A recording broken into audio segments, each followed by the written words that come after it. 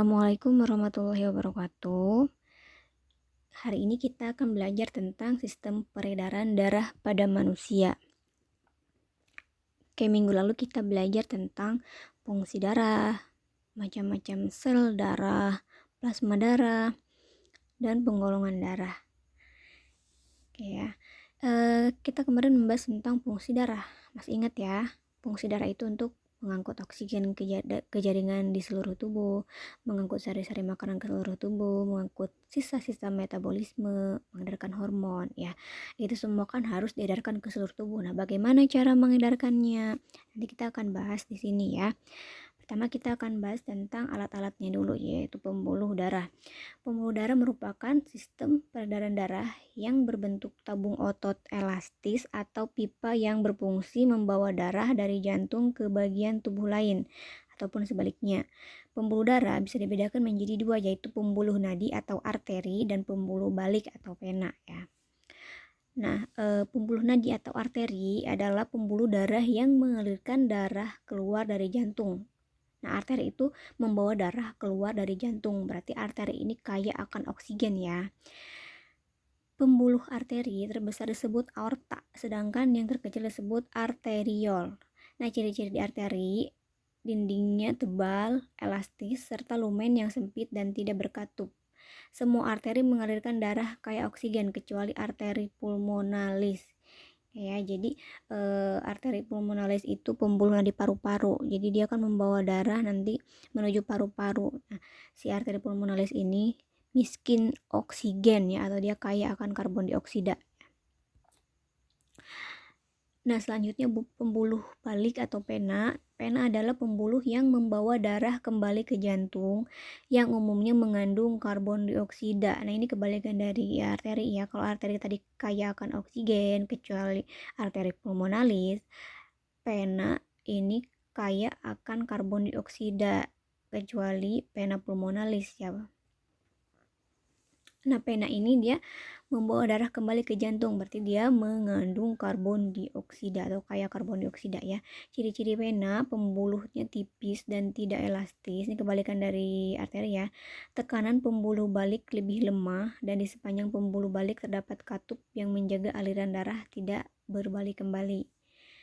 Nah, vena cava terbagi menjadi dua macam, yaitu vena cava superior dan vena cava inferior. Nah, vena cava superior ini membawa darah mengandung karbon dioksida dari bagian atas tubuh ya. Sedangkan kalau vena inferior dia membawa darah mengandung CO2 dari bagian tubuh lainnya ke anggota badan bagian bawah tubuh ya.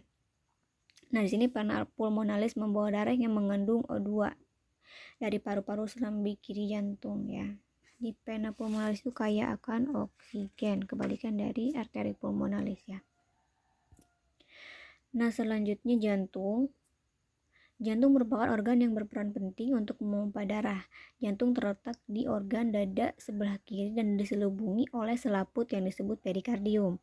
Jantung manusia terdiri dari 4 ruang, yaitu serambi atau atrium kanan kiri dan terletak di sebelah atas, serta bilik atau ventricle kanan dan kiri terletak pada bagian bawah. Ini jangan kebalik ya. Jantung memiliki beberapa katup yang berfungsi mencegah aliran balik darah. Antara serambi dan bilik terdapat katup arterioventrikuler.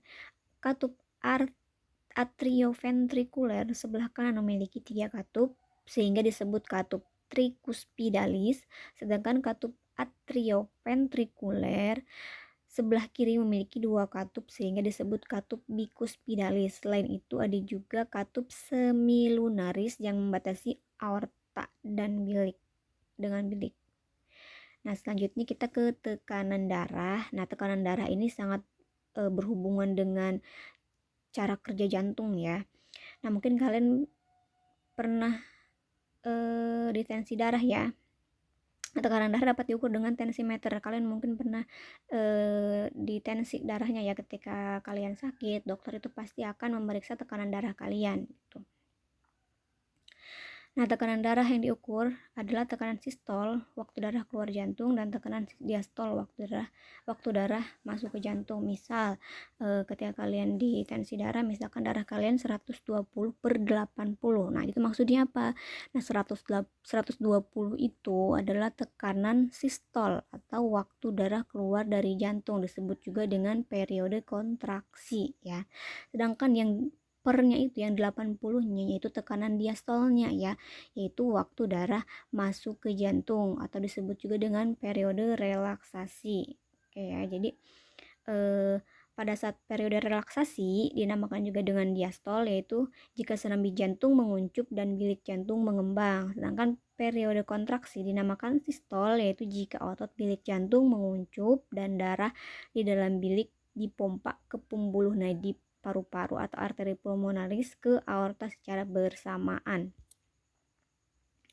Nah, kita lanjut ke peredaran darah manusia ya. Peredaran darah manusia itu ada peredaran darah kecil dan peredaran darah besar. Nah, peredaran darah kecil di sini terjadi dari jantung ke paru-paru kemudian kembali lagi ke jantung. Nanti kita akan bahas langsung jelaskan di bagannya ya. Nah, selanjutnya ada peredaran darah besar. Peredaran darah besar terjadi dari jantung ke seluruh tubuh kemudian kembali lagi ke jantung. Oke, kita bahas di sini ya penjelasan peredaran darah besar dan kecil. Oke, kalian perhatikan gambar yang di sini ya. Itu ada warna biru dan warnanya merah. Yang warna biru itu kaya akan karbon dioksida, sedangkan yang warna merah itu kaya akan oksigen ya. Oke, kita akan bahas peredaran darah kecil terlebih dahulu ya. Peredaran darah kecil pertama itu di bagian ventrikel kanan jantung ya, atau bilik kanan. Nah, darah dari jantung akan menuju paru-paru melewati arteri pulmonalis. Arteri pulmonalis itu kaya akan oksigen apa kaya akan karbon dioksida yo? Ya benar ya, arteri pulmonalis ini kaya akan karbon dioksida atau dia miskin oksigen ya. Oke, darah akan menuju paru-paru. Nanti di paru-paru itu kan terjadi pertukaran gas antara CO2 dan O2 ya, di bagian alveolusnya ya. Nah, setelah di paru-paru nanti darah akan menuju ke atrium kiri jantung ya, atau ke serambi kiri jantung melewati vena pulmonari. Nah, vena pulmonari itu kaya akan oksigen apa kaya akan karbon dioksida? Ayo. Ya, benar ya. Vena pulmonari ini kaya akan oksigen ya, karena dia baru keluar dari paru-paru ya. Oke, si darah yang kaya akan oksigen tadi dia masuk ke jantung. Oke, jadi itu ya peredaran darah kecil ya. Tadi dari ventrikel kanan ke paru-paru melewati arteri pulmonari, dari paru-paru masuk lagi ke jantung melalui vena pulmonari ya. Oke, selanjutnya kita akan bahas peredaran darah besar. Nah, peredaran darah besar ini pertama terjadi di ventrikel kiri atau di bilik kiri jantung. Darah akan menuju seluruh tubuh melewati aorta. Oke ya. Tadi kan apa sih namanya? Di atrium kiri ini kan darah kaya akan oksigen ya. Nah, darah yang kaya akan oksigen ini nanti akan disebarkan ke seluruh tubuh ya. Nanti darah akan disebarkan ke seluruh tubuh melewati aorta dan kembali lagi ke jantung, lebih tepatnya ke atrium kanan. Kayak gitu ya. Atrium kanan. Oke, sampai sini mengerti ya. Oke, selanjutnya kita akan bahas kelainan atau gangguan pada sistem peredaran darah manusia. Yang pertama anemia atau kurang darah disebabkan kurangnya kadar Hb atau kurangnya jumlah eritrosit dalam darah. Kedua varises, pelebaran pembuluh darah di betis. Selanjutnya hemoroid ambient, pelebaran yaitu pelebaran pembuluh darah di sekitar dubur. Arteriosklerosis adalah pengerasan pembuluh nadi karena timbunan atau endapan kapur. Aterosklerosis adalah pengerasan pembuluh nadi karena endapan lemak. Sekalian menulis sendiri ya, di sini ada hemofilia. Hemofilia itu keadaan yang darah yang sukar membeku ya, ini bisa terjadi karena faktor keturunan ya, bisa diturunkan. Leukemia, bertambahnya leukosit secara tak terkendali. Ada erythroblastosis fetalis yang mungkin sudah dibahas minggu kemarin ya, ini rusaknya eritrosit bayi atau janin akibat perbedaan resus ibu dan bayi. Jantung koroner, yaitu penyempitan arteri koroner ya, yang berfungsi mengangkut O2 ke jantung. Terus ada juga thalassemia, merupakan anemia akibat rusaknya gen pembentuk hemoglobin yang bersifat menurun. Selanjutnya di sini ada teknologi pada sistem peredaran darah, ada ekokardiografi. Ekokardiografi ini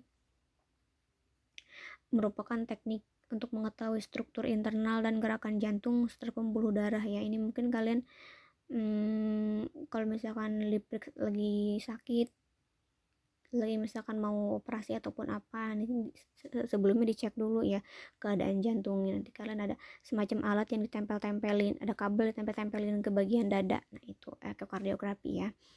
Selanjutnya ada pemindaian dengan bahan radioaktif. Nah ini cara untuk mendeteksi penyakit jantung ya.